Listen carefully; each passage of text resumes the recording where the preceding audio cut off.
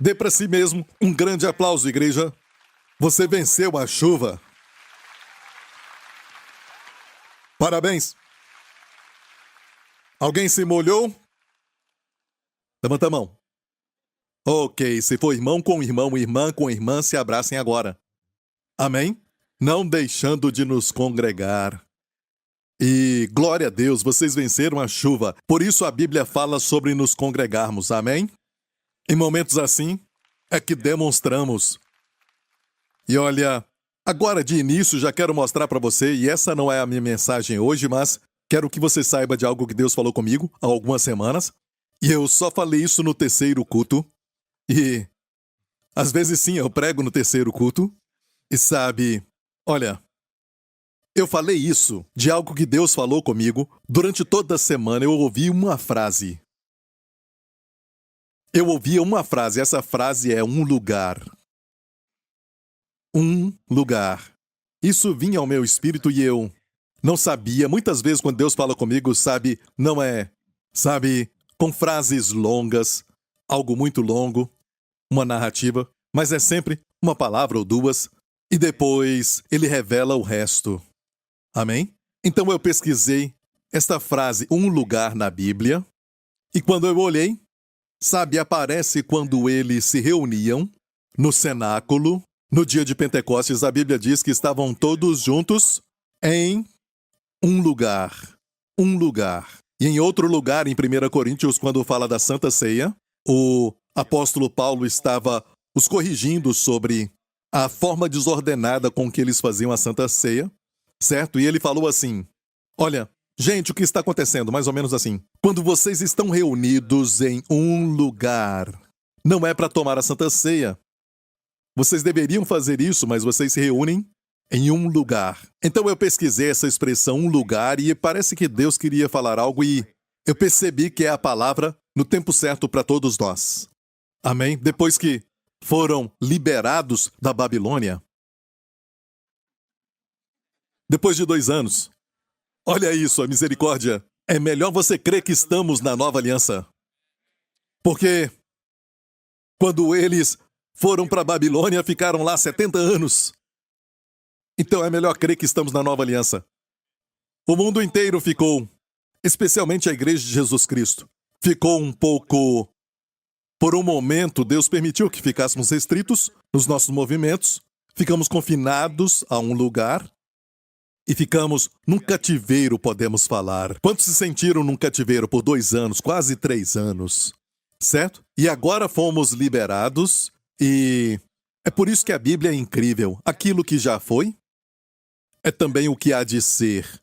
O livro de Eclesiastes diz... Podemos ver alguns padrões ali de como viver na Babilônia. Agora estamos vivendo, em um certo sentido, numa nova ordem. No mundo inteiro agora tem uma ordem e fazem as coisas, sabe, de uma forma mundana. Mas temos que educar os nossos filhos da maneira de Deus. Amém? E você pode educar os seus filhos na Babilônia, sim. Sadraque, Mesaque, Abednego e Daniel foram educados muito bem. Amém? E viveram para Deus, andaram com Deus. Amém? Eram uma força, um testemunho para Deus, dentro daquela Babilônia. Talvez eu vou fazer uma série de mensagens sobre como educar na Babilônia.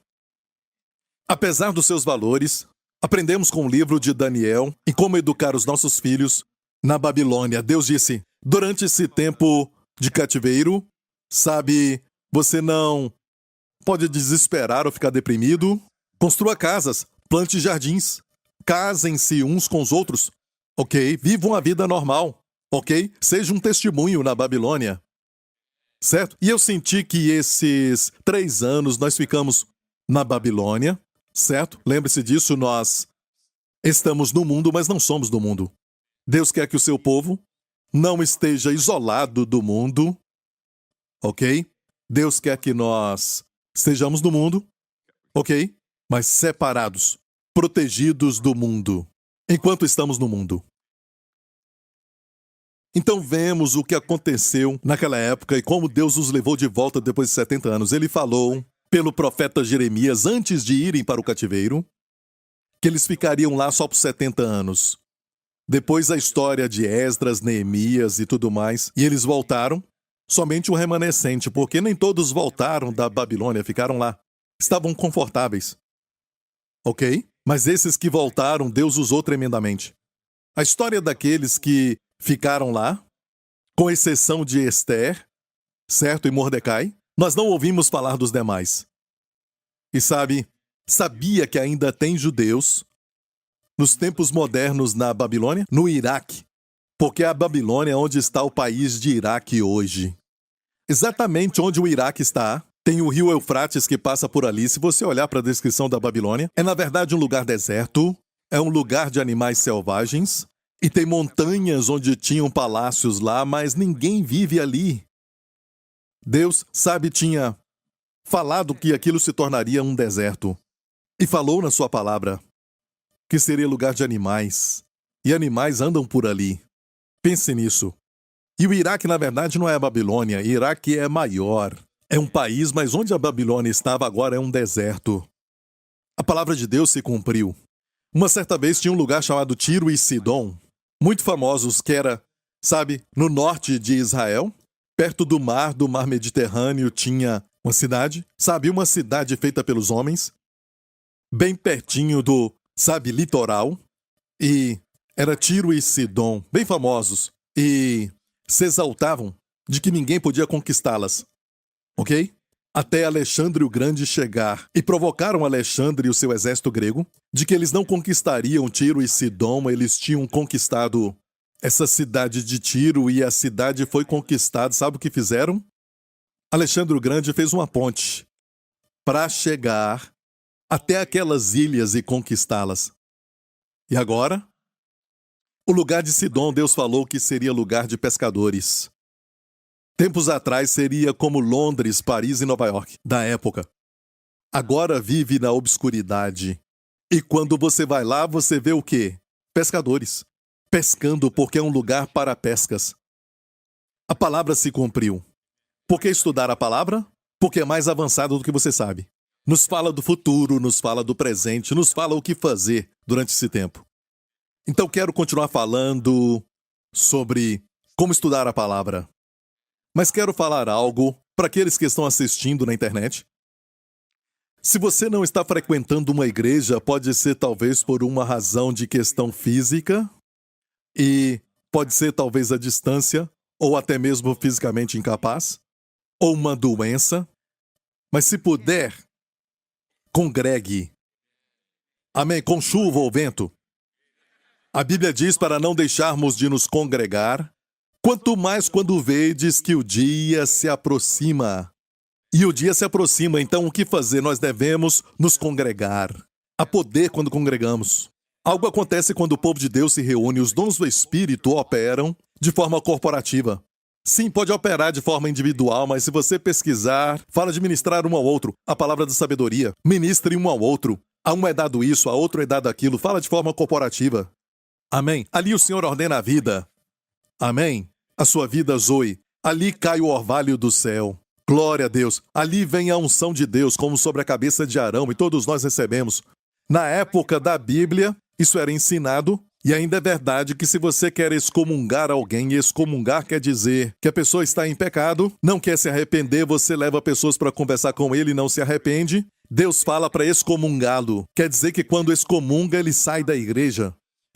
Não praticamos isso, ou melhor, não vemos mais isso hoje porque as pessoas se arrependem e a maioria, quando não se arrepende, sai da igreja.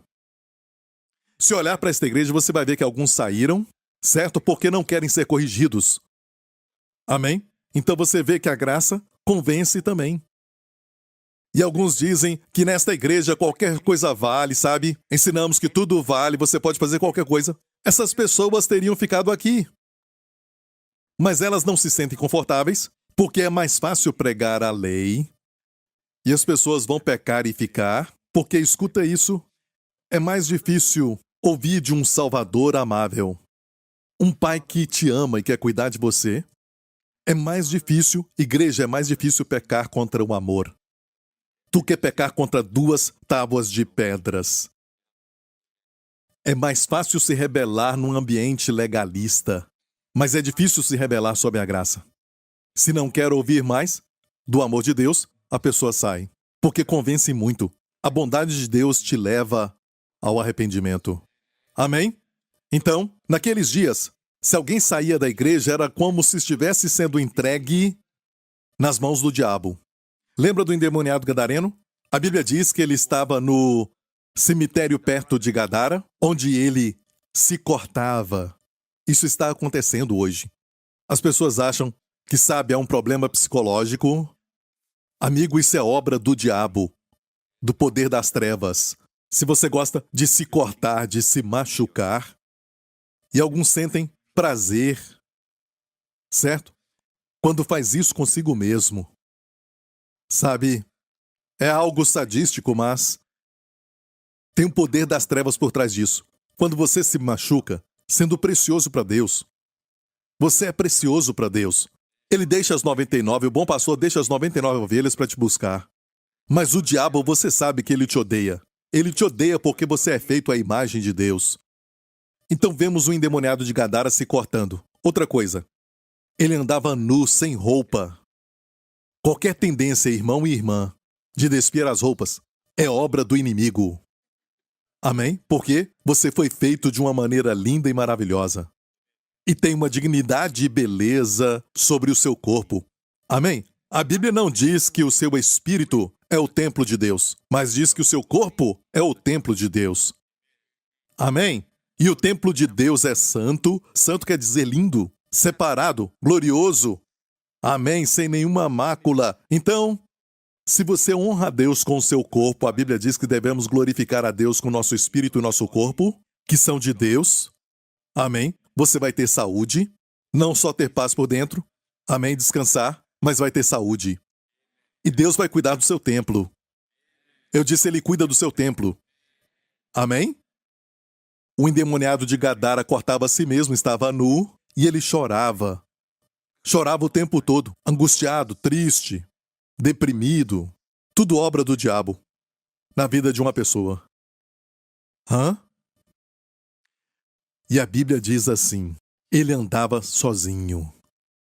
Ele andava sozinho. Então, quando você se põe, sabe, fora da igreja de Deus, fica sozinho. Nas mãos do inimigo. Não fomos feitos para vivermos sozinhos. Amém? Nós temos um aprisco. Amém? Até eu mesmo, você ouviu um amém? E tem um verso na Bíblia que quando Jesus falou, ali fala que trovejou. É sério, isso está na Bíblia. Se você pesquisar que ele falou e trovejou, você vai encontrar, amém? Amém? Um lugar, o Senhor se agrada quando nós estamos em um lugar. Amém, igreja? Diga um lugar. Amém? Não deixa ninguém te enganar, não deixe uma briga de marido e mulher te impedir de chegar aqui. Saiba que é normal e diga, sabe, olha, não é sua culpa, nem a minha culpa. Ei, é culpa do inimigo, pode culpá-lo. Amém, glória a Deus. Certo? Acontece, alguns brigam no caminho, certo? Você sempre me atrasa e por isso nós não pegamos um bom lugar no estacionamento, sabe? Certo? E isso é normal, isso é muito normal, amém? Alguns olharam para baixo, não sei porquê. Dos meus líderes. Ok, glória a Deus, você está pronto? Isso, não deixando de nos congregar, quanto mais quando vedes que o dia se aproxima. Quero te falar algo sobre a palavra de Deus em Romanos 5,14, que é muito, sabe, algo que eu vejo que o mundo precisa muito disso hoje, ok? Romanos 15,4, porque tudo que dantes foi escrito, para nosso ensino foi escrito. E, basicamente, está falando do Antigo Testamento aqui, mas a Bíblia toda, lógico, foi escrita para o nosso ensino, mas, especificamente aqui, Paulo, então, está dizendo para as pessoas de Roma, os crentes que estavam em Roma, que tudo aquilo que foi dantes escrito foi escrito para o nosso ensino. Certo? Para que pela paciência e consolação das Escrituras tenhamos o quê? Esperança. Olha, para que esperança, pastor? Eu vou mostrar para você o que a esperança bíblica é. A esperança bíblica não é, eu espero que sim, espero que aconteça. Realmente espero que aconteça. Não. Quando tem esperança bíblica, vai acontecer. E Deus quer que você aumente a sua esperança. Esperança bíblica. A palavra elpis, no grego para esperança, só se lembrar de Elvis e trocar o V pelo P e você tem elpis. Amém? certo? E é bom. E eu te digo isso, nunca vai falhar. Amém? O seu jugo será despedaçado. Amém? Você pode chacoalhar. Chacoalhar é até dançar, mas... Você chacoalha, mas a rocha onde você está é inabalável. Esteja plantado em Cristo, a rocha eterna. Amém? Então diz...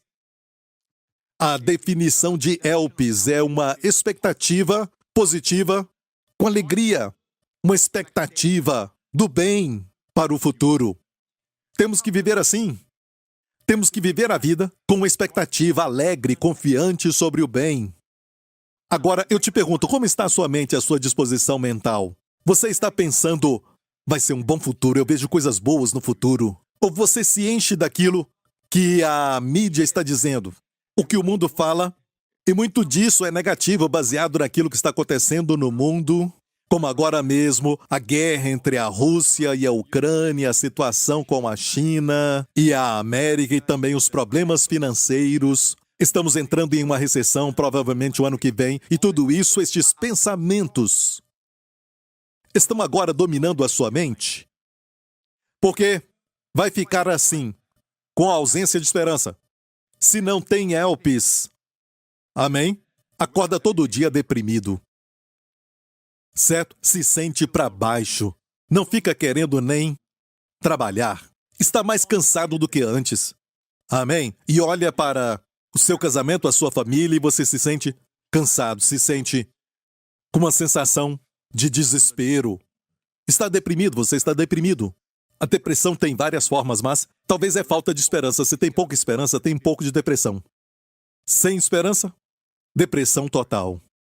À noite não consegue dormir e acorda pensando muitas coisas. O que vai acontecer amanhã, o que vai acontecer com aquilo, aquele outro. Com os meus filhos e tudo mais, eu já estou com essa idade. O que vai acontecer agora? Sabe? O que vai acontecer se algo acontecer comigo? Porque eu sinto essa dor, porque ela não vai embora, esse tipo de coisa. E você só vê coisa ruim no seu futuro. Você só vê muitas trevas no seu futuro. Isso não é bom. É ausência de esperança. Onde encontra esperança, Pastor Prince? Aqui, ele disse, para que pela paciência e consolação das Escrituras tenhamos esperança.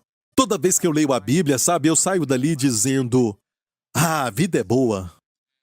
Amém? Até, por exemplo, vamos falar da recessão. Se você sabe ou não, o mundo está indo para uma recessão. Ok? Estamos vendo falta de alimentos, que já está acontecendo por causa desta mudança climática e igreja. A Bíblia já declarou isso, que quando o homem continua pecando, a terra se rebela. Em alguns países, em países que não creem em Deus, amém, e com muito sangue derramado, eles têm até mesmo muita terra, o país pode ser até grande, mas a comida raramente cresce naquele país. Tem que importar comida para o país. Por quê? O solo está amaldiçoado, está se rebelando. Toda a criação está gemendo pela manifestação dos filhos de Deus. Estamos esperando a sua manifestação. A criação caiu quando Adão caiu. Quando o cabeça da criação caiu, toda a criação caiu. Por isso as vacas mugem, e os gatos miam, e os macacos pulam. Amém? Tudo isso porque o homem caiu. Porque tempos atrás, os animais falavam.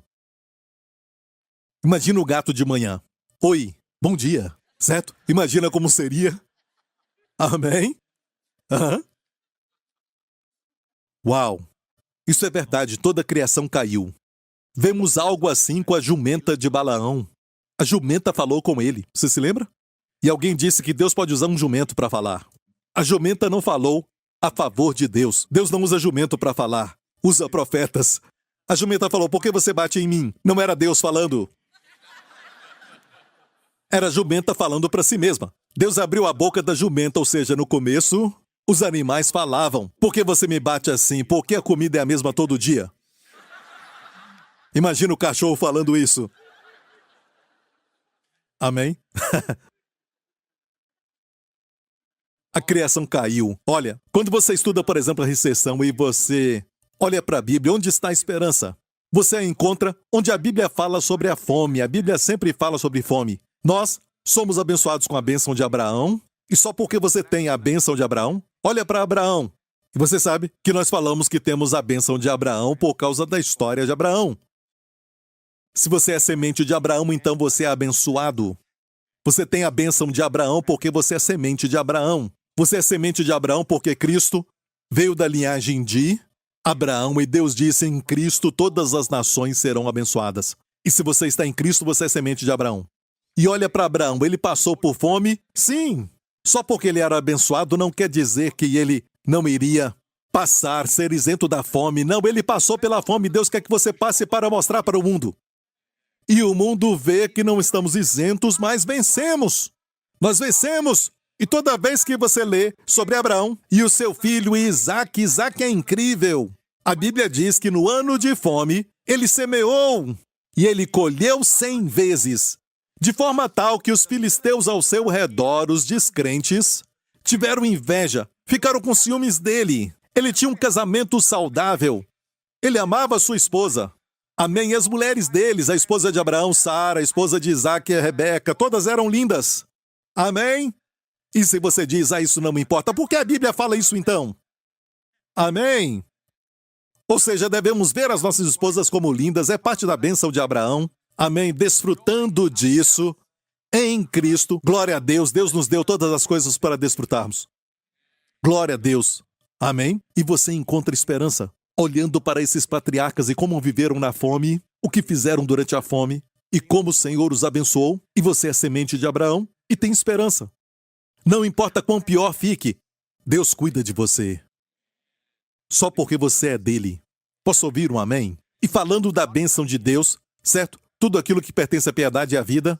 Outra razão por que estudamos a palavra de Deus é por causa disso. Em 2 Pedro, capítulo 1, nos fala claramente, e eu já falei isso com você, que a primeira razão de estudar a Bíblia é ver Jesus. Certo? Ver quem? Jesus. Muitas vezes olhamos para a Bíblia, eu já fiz isso no começo do ministério, para me encontrar. Mas eu não me encontro. Você pode se encontrar, sabe, de uma forma corporativa, mas quando você encontra Jesus, você se encontra. Porque você está nele. Quando nasce de novo, você está nele. E tudo que ele é justo, você é justo. É por isso que diz que Cristo foi feito por nós. É para o nosso benefício saber quem Cristo é, o que ele tem, do que ele tem posse. Glória a Deus. Amém. Somos co-herdeiros de Cristo. Ele foi feito por nós, para o nosso proveito, podemos falar. Ele foi feito a nós sabedoria, justiça, santidade, até santidade. Cristo é a nossa santidade. Joseph Prince não tem santidade própria. Cristo é a minha santidade. E quando eu creio nisso, isso se manifesta nas minhas ações, na minha vida, sem eu estar consciente disso. O pior tipo de santidade é aqueles que tentam ser santos, sabe? Se esforçam para isso. Eu tento ser humilde, viu como eu me encurvo? Amém? Eu falo bem baixinho. Amém? Não ria. Amém? Isso cheira mal. É falso, não é real. Verdadeira santidade. Você diria que Davi foi santo? Davi era humilde quando ele viu aquele filisteu que desafiava o Deus de Israel, amém? Colocando medo nos soldados de Israel. E ele olhou para o filisteu e disse: hoje o Senhor vai te entregar nas minhas mãos, eu vou cortar a tua cabeça e dar o teu corpo para as aves do céu. Era soberba daquele garoto? Parece que sim, mas Deus chamou de humildade. E falou que é ousadia. Então a nossa ideia de ousadia e humildade não é pensar menos de si mesmo. É não pensar em si mesmo. Nunca. Mas só em Cristo.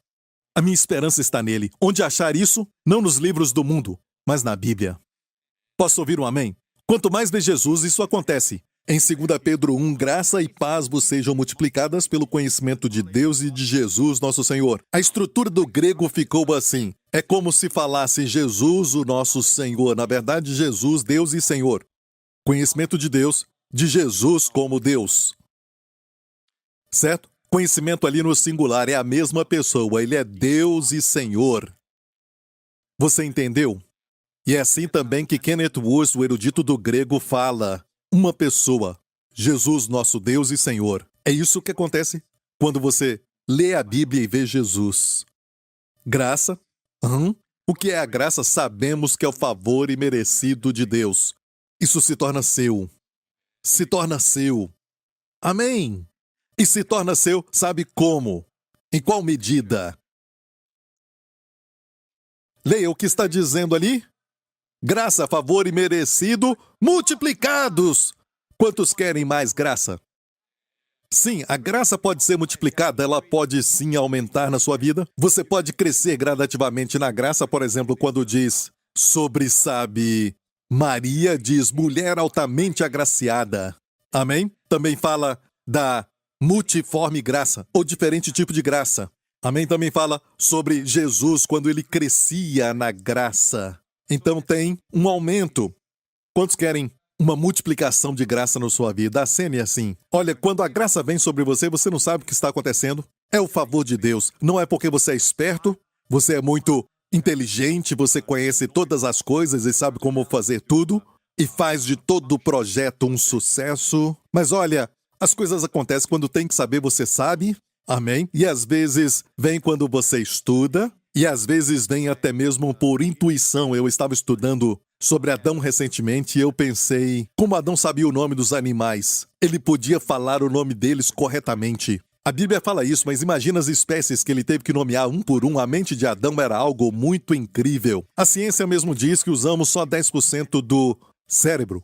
Amém? Mas a mente de Adão era incrível. Ele deu nome a todos os animais, como ele sabia. E até as plantas ele tinha que cuidar ali do jardim do Éden e tudo mais. Deus deu essa tarefa para ele, ele não ficava deitado numa rede. Certo? Era o paraíso, mas Deus disse para ele o quê? Para que ele cuidasse daquela terra, certo? Lembra disso? E de onde então ele tirou todo aquele conhecimento? Porque ele não tinha uma escola para aprender, entendeu? Ele não foi para nenhuma escola.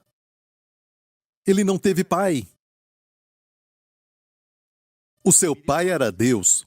Nós aprendemos com os nossos pais e quando vamos para a escola, adquirimos conhecimento, mas algumas coisas foram colocadas nele.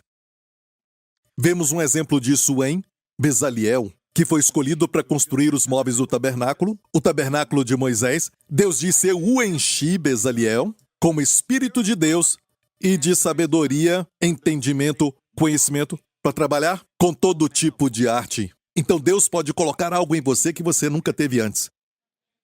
Como eu, quando estava na escola, não na primeira série, nem no jardim de infância, mas no colégio, eu era um gago. Ok? Eu não falava direito. O professor me pedia para ficar em pé e ler, eu gaguejava. E toda a turma ria. Mas um dia Deus pôs. Eu pude perceber claramente a diferença quando Deus me deu o dom. Quando Deus te dá o dom, aquele dom te levanta. Sabe, é como uma boia na água. Sabe, você fica flutuando sem ficar fazendo força. Você descansa na boia e a boia então vai te levantar. Como quando a boia te faz flutuar. Você descansa e flutua. E não afoga. E o dom é bem assim, ele te sustenta. Amém? Eu sei que é um dom, igreja. Sabe, a comemoração do aniversário agora, todo o sucesso, toda a bênção e tudo que você vê, é por causa do dom da graça de Deus. Certo? Não é por causa de Joseph Prince com a sua inteligência? É. Obrigado por não falar amém tão alto pela inteligência. Mas definitivamente não é minha inteligência. O pastor Mark é inteligente. Mas eu, amém, tenho, graças a Deus que Cristo é feito para mim, sabedoria. Amém, Cristo é feito para mim, sabedoria. Aqueles que acham que Cristo não é sabedoria para eles, funcionam na sua própria sabedoria e pegam Cristo para outra coisa como justiça, mas não sabedoria. Para mim, eu tenho que ter tudo de Cristo. Cristo, para mim, é a minha sabedoria. Antes de aconselhar alguém, eu sussurro bem baixinho e digo: Senhor, Tu és a minha sabedoria. Amém? Oro baixinho. Porque eu sei que eu não consigo, com todo o meu tempo de ministério e conhecimento, aconselhar alguém com sucesso. Amém? Você entendeu tudo isso? A Bíblia que você carrega é importante. Você tem uma Bíblia? Mostra a sua Bíblia. Isso. Agora. Não batem quem está perto de você, mas olha isso, olha para todas essas Bíblias. Glória a Deus. Ainda é minoria, certo? O resto agora é tudo digital. Portanto, a sua bênção vai ser digital. Ok. Então, um grande benefício é que a graça, o favor é multiplicado. Não só aumenta, multiplica. Número 2. Outra coisa multiplicada. O que é? Em grego, irene, paz. paz é multiplicada. Irene, Cariz e Irene são multiplicadas. E se você olhar para o Antigo Testamento, você sabe que ele foi escrito em hebraico. Diga hebraico. O Novo Testamento é em grego. E o Antigo Testamento, então, seria Shalom. Diga Shalom. E se pesquisar Shalom, Shalom não é só paz na mente. Sabe, não ficar deprimido, mas é uma paz agressiva que guarda a sua mente e o seu coração de preocupação e ansiedade. Glória a Deus, precisamos disso. Amém? Uma paz agressiva que guarda a mente e o coração. Você está sempre em paz. Certo, é a paz Shalom. Não só isso, Shalom também é plenitude. Leia. Shalom quer dizer que você tem saúde, está bem ajustado. Você também fica livre de toda doença.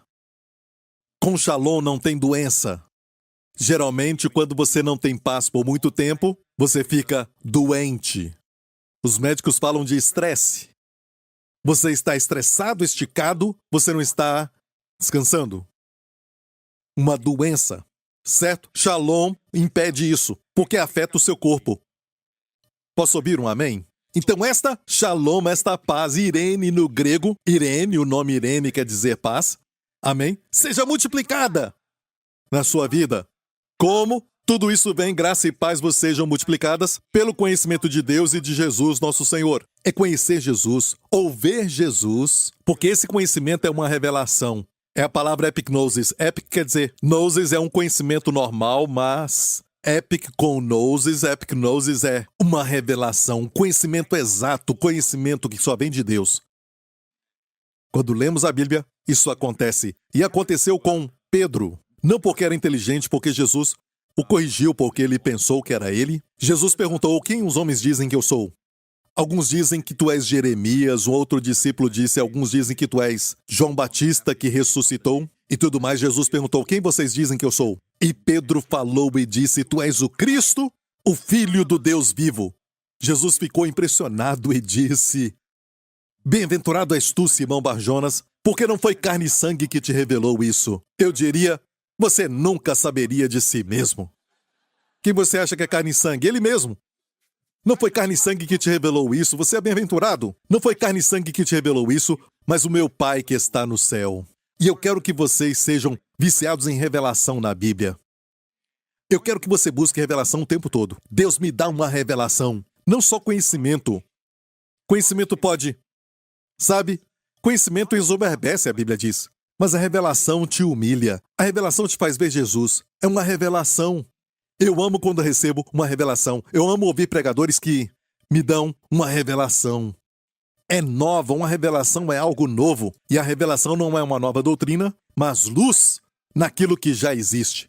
Isso vem do Espírito Santo. Obviamente, Pedro teve uma revelação de Jesus. Tu és o Cristo, Filho do Deus vivo. Jesus disse, sobre esta rocha. Ele não disse, sobre você a rocha. Ok, tem uma parte da igreja que diz que Pedro foi chamado de rocha. Não. Jesus disse, sobre esta rocha edificarei a minha igreja. Que rocha? A rocha da revelação. A revelação de que ele é o Cristo, Filho do Deus vivo. Você tem que ver isso. Mas não quer dizer que Pedro ficou sólido assim. Porque quando você tem uma revelação, você se torna como aquela revelação. Se torna sólido. Sobre esta rocha, eu digo a ti, tu és Pedro, jogando com palavras, tu és pedra, certo? E sobre esta rocha. E tem duas palavras ali, tu és Petros, e falou sobre esta pedra edificarei a minha igreja. Amém? Não há pedra, porque ele usou duas palavras para isso. Uma é pequena e a outra é grande. A rocha da revelação, edificarei a minha igreja, e as portas do inferno não prevalecerão contra ela. E toda a igreja diga, amém, glória a Deus. E nós queremos isso, queremos revelação. Posso ouvir um amém? A revelação de Jesus dá o quê? Graça multiplicada. Amém? Paz impartida, multiplicada na sua vida. E o que acontece quando você negligencia a palavra? O pecado te afasta da Bíblia ou a Bíblia te afasta do pecado? É bem assim?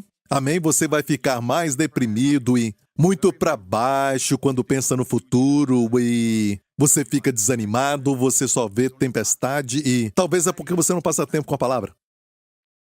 Mensagem de domingo é boa, Mas só isso não basta, nem só de pão viverá o homem. Como você come o pão? Ou arroz? Ou macarrão? Ou até o feijão? Todo dia. Você não come pão só uma vez por semana. E Jesus falou isso: o homem não pode viver somente de pão, mas de toda palavra que procede da boca de Deus. E toda a igreja diga: ok. E quando você vê isso, você quer ver Jesus mais e mais. Você quer ver mais Jesus, certo? E ele está em toda a Bíblia, sabe? Como quando Deus falou para Abraão: toma o teu filho, teu único filho, Isaque, e o coloca no altar. Deus não falou Isaque, Deus falou: toma o teu único filho, o filho a quem tu amas. Espera um pouco. Abraão, na época, tinha 2 filhos, não é? O mais velho, que era Ismael, filho de uma escrava, certo? E o outro filho com a sua esposa, Isaque, de Sara. Mas Deus disse: toma o teu filho, teu único filho, teu único filho. Isso porque os olhos de Deus não reconhecem aquilo que nasce da carne, mas o que nasce do Espírito. Número 2, Deus estava falando de outro filho. Único filho parece com filho unigênito. Deus amou o mundo de tal maneira que deu o seu filho unigênito. Amém? Quando você lê isso, e você vê Jesus, certo? Ou lê isso e diz: Deus quer que eu sacrifique o meu Isaque. O que é o meu Isaque? O seu Isaque é que você passa muito tempo no Netflix e coloque o seu Netflix no altar. Amém? O seu Isaque é golfe.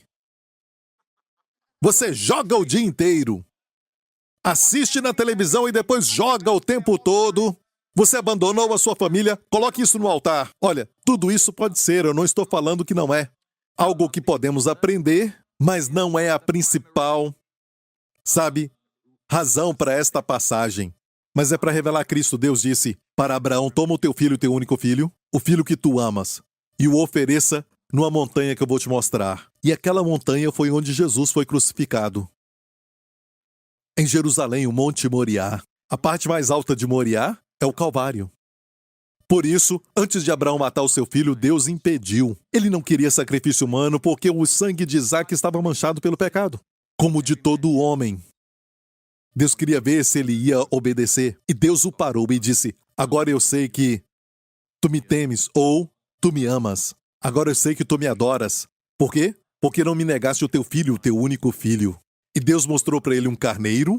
Eu creio que Abraão teve uma visão, porque eu sei, porque Jesus depois disse para os fariseus: Abraão se alegrou em ver o meu dia. Quando foi isso? Os fariseus falaram: tu não tens 50 anos e viste Abraão? Eles erraram. Falaram: tu viste Abraão? O menor sempre vê o maior. Ele disse: não, Abraão me viu. Abraão se alegrou em ver o meu dia. Depois ele disse: antes de Abraão, eu sou. Antes de Abraão, eu sou. Amém? Eu creio que Abraão se virou e viu Jesus na cruz. E eu quero falar algo sobre o carneiro preso no arbusto. Por que o carneiro ficou preso no arbusto com um chifre? Primeiro era um carneiro e não um cordeiro. Era um carneiro, um cordeiro adulto, preso pelos chifres no arbusto. Por quê? Porque isso é importante. Porque para oferecer a Deus um animal para o sacrifício, ele não podia ter defeitos. Está me ouvindo? Se ele ficasse preso por sua lã, ele seria ferido. Ficaria com defeito. Mas o carneiro ficou preso com seus chifres. Nenhum carneiro fica preso com seus chifres. Eles são maduros, como lagartixas, Matthew. Certo? Já viu lagartixa pequena? Lagartixa pequena é estúpida. Certo? Chegam perto de você e morrem. Certo? Um tempo atrás eu matei uma pequena lagartixa na minha casa e eu falei depois de alguns dias para minha filha. Eu fiquei tão arrependido. Porque aquele bicho inocente, certo, não tinha experiência. Ele veio a mim e eu tive que matá-lo. Não sei por que eu senti tanta culpa depois. Depois disso eu não mato mais lagartixa, Matthew. Certo? As grandes são mais maduras, ok? E elas realmente ajudam, sabe, a se livrar de muitos insetos na sua casa, igreja. Amém? Nenhum amém. Tudo bem. Ok. Mas já percebeu que as pequenas lagartixas são inocentes, chegam perto de você? Certo? Um carneiro, você sabe que ele já é maduro. Nenhum deles vai de cabeça no arbusto. Ele fez de propósito. Ele queria ficar preso. Jesus entregou a sua vida voluntariamente. Sem defeito, a oferta tinha que ser sem defeito. Amém? E eu me lembro anos atrás, quando a Jéssica tinha uns 2 anos de idade, ela teve uma infecção viral muitos anos atrás, e eu até chorei um pouco porque eu vi os médicos aplicarem a injeção nela no hospital para crianças, e os médicos falaram que tinha que levar ela de volta. Eu não sabia qual era o problema, eu estava orando e fiz tudo o que eu podia. Então eu fui estudar a palavra. Precisava de esperança. Quase nunca abro a Bíblia em qualquer lugar. E tudo bem se você abre a sua Bíblia em qualquer lugar, de vez em quando. Tenha cuidado, porque se abrir ali e falar, sabe, Judas se enforcou, depois abre de novo e diz, vai, faça tu o mesmo, certo? Não faça isso, ok? Então, eu desesperado adotei essa medida e disse, Deus fala comigo. E eu abri e caiu em Gênesis 22, a oferta de Isaac. E eu li aquilo. E de repente eu vi o quanto Deus ama o seu filho. Ele disse, vou entregar o meu filho, o meu único filho, o filho que eu amo, por você. Amém? E hoje podemos falar para Deus, porque enquanto tinha uma voz que impediu Abraão de matar o seu filho, nenhuma voz impediu Deus naquele dia. Ele entregou seu filho por você, certo? Você nunca vai saber o quanto Deus te ama até saber o quanto Ele ama o seu filho, porque Ele entregou seu filho por você. E eu li aquilo e vi o quanto Deus amava o seu filho e fiquei perdido naquela história de amor. Naquela passagem, me esqueci que a minha filha estava chorando ali, e até me esqueci que a minha filha estava doente. Eu fui lá orar e buscar uma resposta de Deus, e fiquei perdido na história da Bíblia, e vou te mostrar na prática como ver Jesus pode trazer resultados práticos na sua vida, até cura, que eu estava buscando para minha filha. Então eu vi quanto Deus me ama, e quanto Ele ama o seu filho e entregou o seu filho. Agora posso dizer para Deus, agora sei que tu me amas, porque não negaste o teu filho, o teu único filho, a mim. Amém? Como Deus falou para Abraão, agora eu sei que tu me amas, tu me temes, porque tu não me negaste o teu filho, o teu único filho. Para Deus a oferta foi entregue. Amém? Quando eu vi aquilo, comecei a chorar. Que amor tão lindo! Nenhuma novela que você assiste chega perto. Amém? A razão de você se casar é para demonstrar Jesus, que ama a sua igreja. Eu falo um mistério. É sobre Cristo e a igreja. Por isso ele fez o casamento. Ah, então o nosso casamento é Jesus e a igreja? É o nosso casamento? Não. O casamento é assim. Você veio depois. Então Abraão e Isaac é o pai e o filho. Este amor, e a palavra amor foi primeiramente mencionada na Bíblia ali em Gênesis 22, o amor do pai pelo filho. A segunda vez é 2 capítulos depois de Gênesis 22, que é o 24, que é a história do noivo e a noiva, o noivo e a noiva, certo? E a palavra amor é usada. Então é Jesus e sua noiva, romance. É o amor de homem e mulher. Amém? E o capítulo 24 fala do Espírito Santo, aquele servo que procurou uma esposa para o filho do mestre. Isso já acontece por 2000 anos na Terra. O Espírito Santo ainda está formando a noiva para o filho que em breve virá e levará a noiva para sua casa. Certo, é uma tradição judaica. A tradição judaica não veio antes de Deus. Deus instituiu essa tradição para demonstrar o seu estilo de fazer as coisas naqueles dias. Quando um rapaz ia casar, ficava noivo, ele ia construir a casa esperando o momento. E o pai decidia quando ele ia casar. Você ia casar, mas não sabia quando. O pai dizia, vai agora e pega a sua noiva. Ele ia pegar a sua noiva, e a noiva talvez não estivesse pronta. A noiva não sabia qual era o momento, mas ela ficava pronta toda a noite. Amém? É o que estamos fazendo agora. Esperando isso acontecer.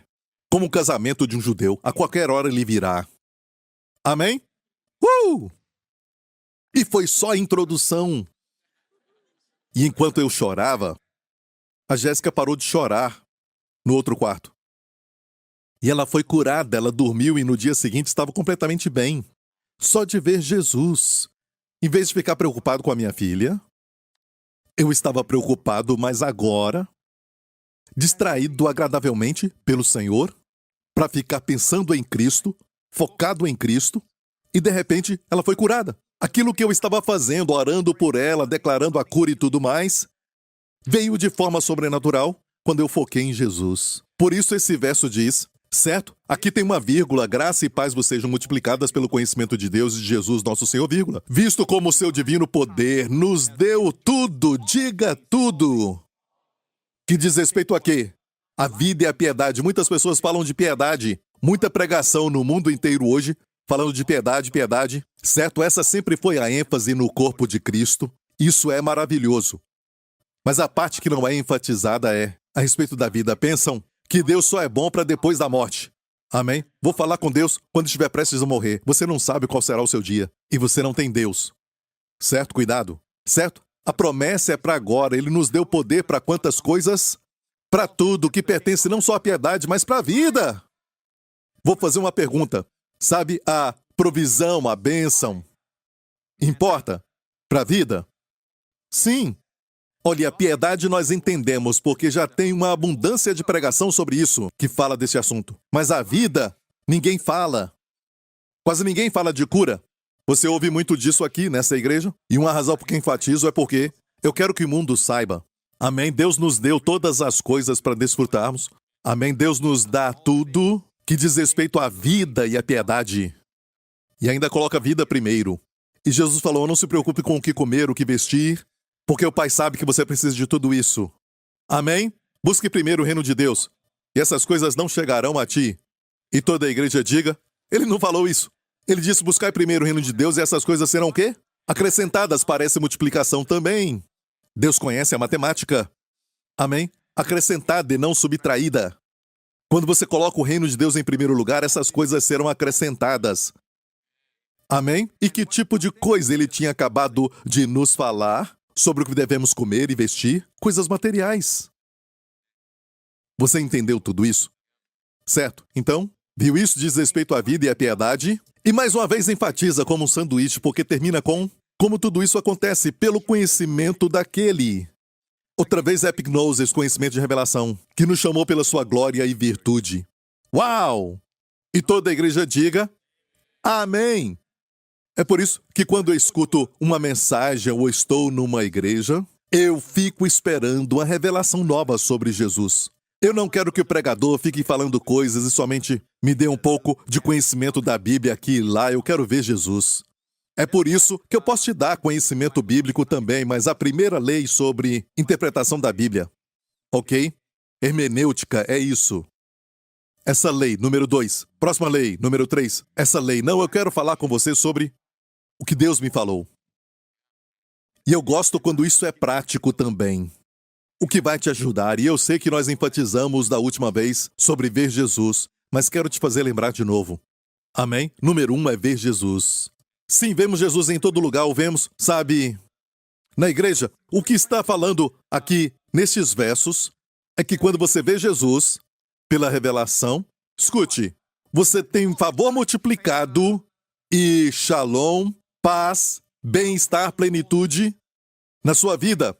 Shalom também é prosperidade no hebraico, sabia? Se não acredita em mim, pesquise. Vai ter tudo isso multiplicado na sua vida.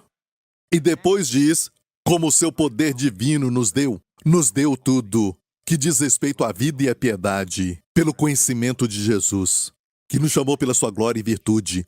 Amém. É uma vida gloriosa. Amém, uma vida cheia de virtude. Porque isso é o que ele é. Você entendeu tudo isso?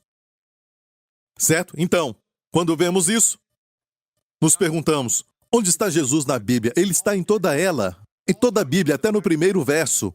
No princípio, Deus criou o céu e a terra. Amém? Olha, eu não coloquei isso lá para você, mas eu estou somente seguindo o que o Senhor colocou no meu coração. Às vezes eu coloco lá, mas não seja tão mimado se eu não colocar. Certo? Em casa não lê a Bíblia, mas aqui você quer ler tudo, não é? E você sabe que no hebraico tem 7 palavras. No princípio, Deus criou o céu e a terra. Bereshit, bara, Elohim, et hashamayim, ve'et ha'eretz. No princípio, Deus criou os céus e a terra. E a palavra do meio. Tem 3 aqui e 3 ali. A palavra do meio que faz como uma menorá. A menorá dos judeus. A palavra do meio nunca foi traduzida. Que é o Aleph Tav. Aleph Tav. Aleph é a primeira, que é o A do alfabeto hebraico. Tav é o Z, sabe, o Z do alfabeto hebraico. 22 letras, e temos a primeira letra e a última letra. Em Gênesis, a assinatura de Jesus, quando Jesus falou para João, no livro do Apocalipse, eu sou o Alfa e o Ômega, isso é em grego. Jesus não falava grego com um amigo judeu. Ele falou, eu sou Aleph Tav. Ou seja, a assinatura dele ali. No princípio, Deus criou. No princípio, Deus, Aleph Tav, criou os céus e a terra. Tudo foi feito por Jesus. E sem ele, nada do que foi feito se fez. No princípio era o Verbo estava com Deus e o Verbo se fez carne e habitou entre nós. E vimos a sua glória, a glória do unigênito do Pai, cheio de graça e verdade. Amém, igreja? E você diz, pastor, eu não conheço o hebraico. Tudo bem, não estude o hebraico, estude isso depois. Só continue lendo a Bíblia, você vai aprender. Certo, hebraico é para judeu. Ah, pastor, o senhor está engraçado, pastor. Está usando um pouco de sarcasmo? Certo. Então, eu quero falar isso, é sério. Quando você lê a Bíblia e você não sabe do hebraico, não se preocupe com isso, ok? Tudo isso vem mais tarde. Eu somente estou te explicando que até nas primeiras palavras, e olha bem, a primeira palavra, Bereshit, certo? As primeiras letras, Bereshit no princípio, certo? B-R, certo? É a palavra filho. Em aramaico, pode ser Ben ou Bar. Lembra do que eu falei agora mesmo? Quando Pedro surpreendeu Jesus com aquela revelação, Jesus disse, bem-aventurado és tu, Simão, Bar, Jonas. Simão, filho de Jonas. Bar é filho. As duas primeiras letras, as primeiras duas letras da Bíblia inteira. Bar, o filho. E o que resta depois? No princípio, Barishit. Reshit é o começo, certo? Mas quando você tira bar dali, Reshit é gerou. O Filho gerou os céus e a terra. Amém? E você vê também em Gênesis a história de Isaac, depois você vê, Abraão primeiro, depois Isaac, e você vai ver que Isaac então é um tipo de Cristo. Amém? Depois você vê a história de Jacó. Tudo isso está ali. Depois vem José. José, na verdade, para mim, é o tipo mais preciso de Cristo. Sabia? Ele era amado pelo pai e rejeitado pelos irmãos que tinham ciúmes dele. E a Bíblia diz que o pai deu para ele uma capa de muitas cores e lançaram sorte sobre as vestes de Jesus, porque era algo muito caro. Aquela veste de Jesus era algo muito lindo. Amém? Senão, não teriam lançado sorte sobre ela. Os romanos a disputaram aos pés da cruz. Ok? Ele tinha uma capa de muitas cores, era amado pelo pai, rejeitado pelos irmãos. Ele cuidava das ovelhas, Jesus é o bom pastor. Ele também era. Amém? E depois ele, foi para o mundo para encurtar a história. A rejeição dos seus irmãos fez com que ele fosse para o mundo, certo? Como escravo. Estou certo? Mas ele, pela sua sabedoria e pelo favor de Deus, só uma hora com Faraó, pelo favor de Deus sobre ele como escravo, ele se tornou o número 2 em todo o Egito. Ele enriqueceu Faraó. Se você trabalha para um chefe que não é crente, não tem essa atitude, porque ele não é crente, eu posso fazer de qualquer jeito, para que beneficiá-lo? Eu vou fazer isso só para receber o meu salário. Não. A sua responsabilidade é fazer a sua companhia crescer. É a missão de Deus para você. Dê um bom testemunho lá. Torne o seu chefe mais rico. Enriqueça a sua companhia por sua presença lá. Amém? A atitude de José era enriquecer o seu chefe. E o seu chefe não cria em Deus. Sabia? Ele era descrente, mas viu que o Senhor estava com ele. Certo? O primeiro chefe foi Faraó e depois... o primeiro não foi Faraó, mas Potifar. E depois foi Faraó. Estou certo? Mas para todos os dois ele foi fiel, ele foi honesto com eles, ele dava o melhor para os dois e caminhava a milha extra. E os dois viram Jesus com ele. O Senhor com ele. Amém? E depois disso, como eu falei, somente em um período bem curto com Faraó ele foi promovido. Como com Jesus, falaram para se prostrarem diante dele, assim também todo joelho se dobrará diante de Jesus um dia. Todos aqueles que usaram um fôlego de vida para zombar dele, para zombar do seu nome, vão se prostrar. Amém? A Bíblia diz que todo joelho se dobrará e toda língua confessará que Jesus é o Senhor. Tudo que está no céu, na terra e até debaixo da terra, até Satanás vai ter que confessar que Jesus é o Senhor para a glória de Deus. A única diferença é se confessar Jesus como Senhor aqui, você vai ser salvo.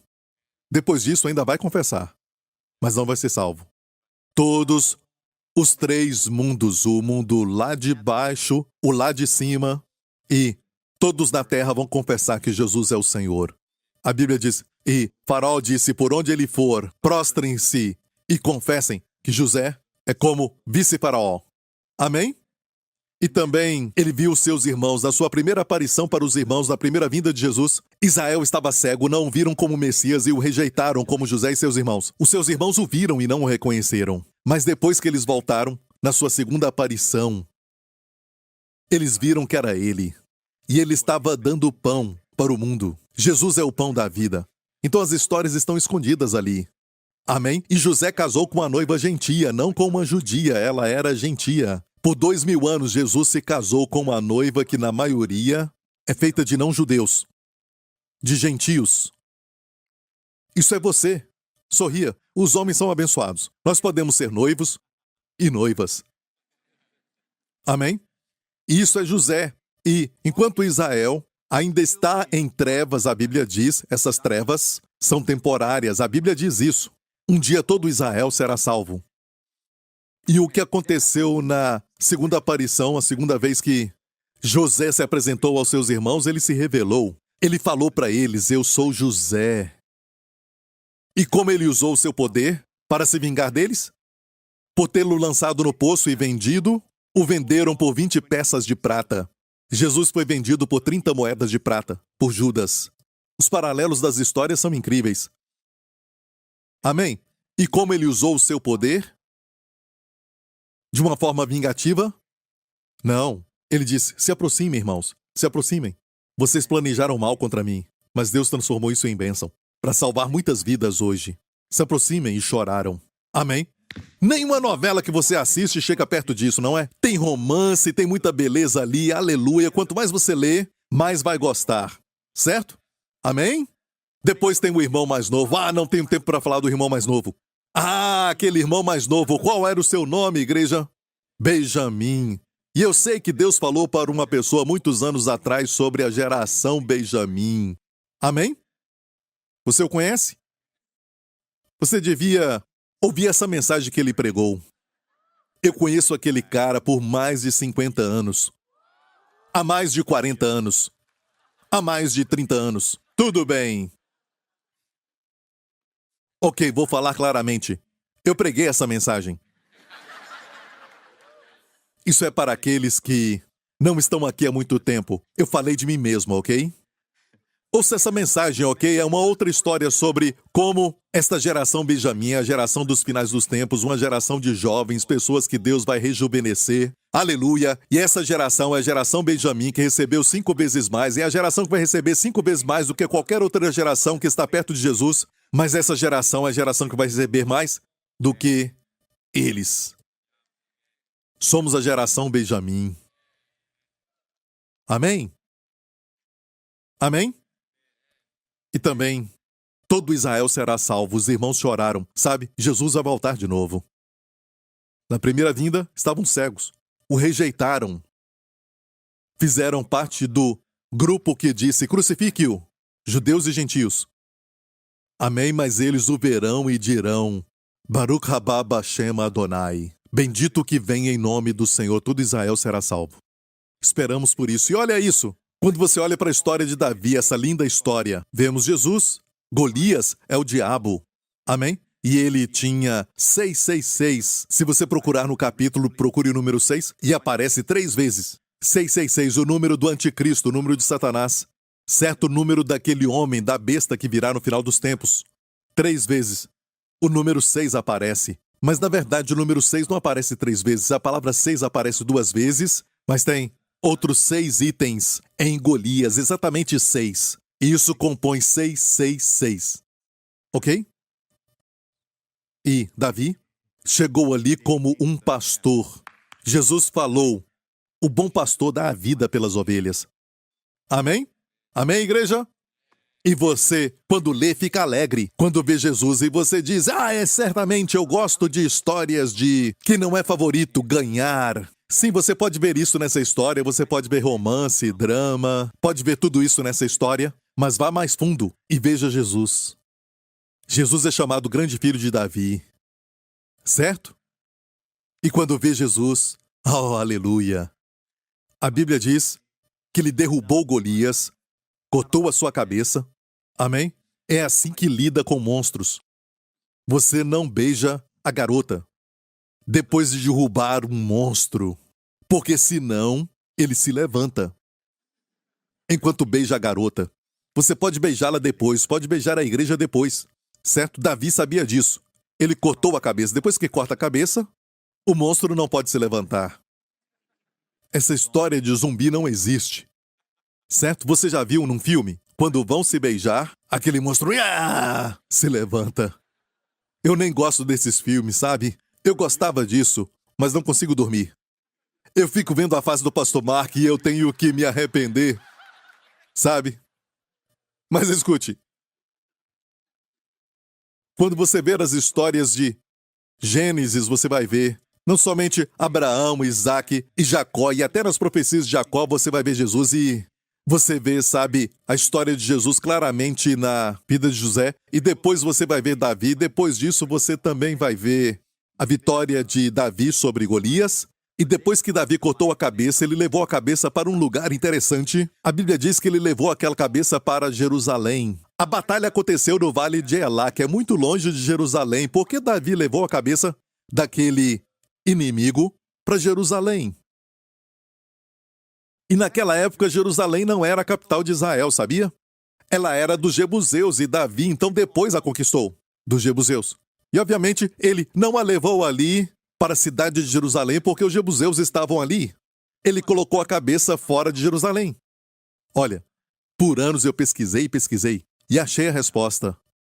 Porque Jesus foi crucificado no lugar chamado Lugar da Caveira. Amém? Foi o lugar onde Davi enterrou a cabeça de Golias. Porque Deus falou para ele, senão porque ele traria ali. Deus deve ter falado com ele. Ele enterrou a cabeça ali, certo? Aquilo se tornou um monte. E muitos anos depois, 1000 anos depois, Jesus veio e foi crucificado no lugar chamado Lugar da Caveira, Calvário. E Davi venceu um inimigo natural. Um inimigo natural. Jesus venceu por nós um inimigo maior.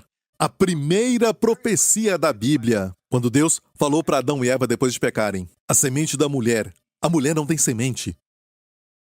O nascimento virginal profetizado. A semente da mulher vai esmagar a cabeça da serpente. Deus disse ao diabo.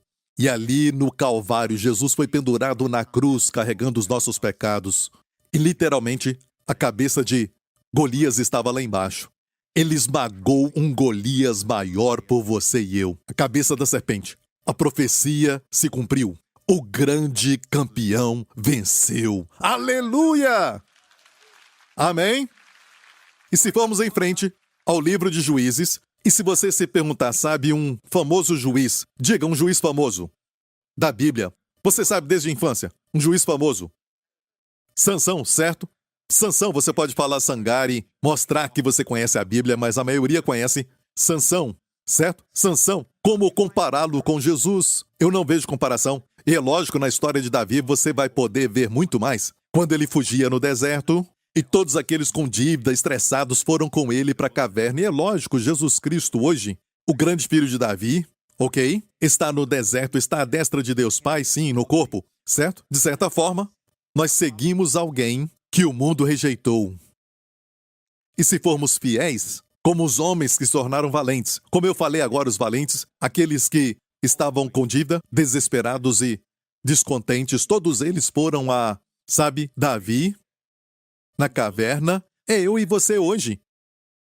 Amém? Hoje vocês são os valentes de Davi. Quem eram os valentes? Eram os estressados com dívida, descontentes.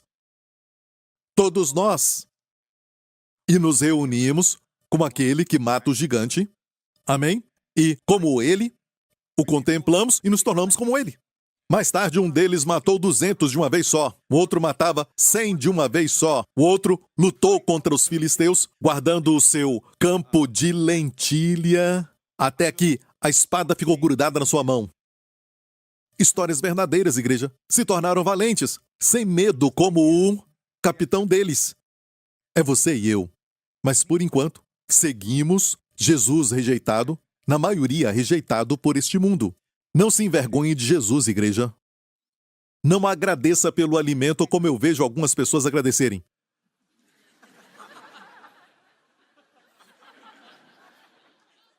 Amém. Não. Fique em pé e diga: obrigado! Não, lógico. Não estou falando isso. Amém? Não faça como o pastor Mark. Mas não se envergonhe do seu nome. Eles usam o nome dele de uma forma profana. Usam seu nome em vão.